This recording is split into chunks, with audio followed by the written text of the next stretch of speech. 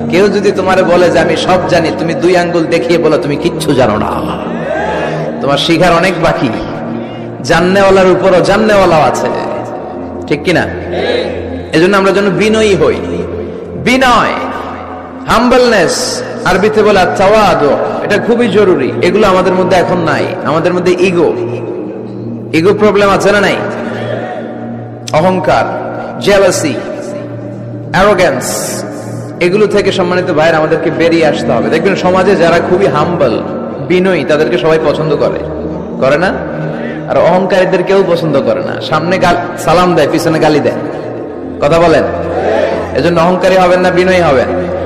বিশ্বনবী বলছেন, আল্লাহ আপনি আমারে বিনয়ী বানান, আপনি আমারে ধৈর্যশীল বানান, আপনি আমারে শুকর গুজার বানান।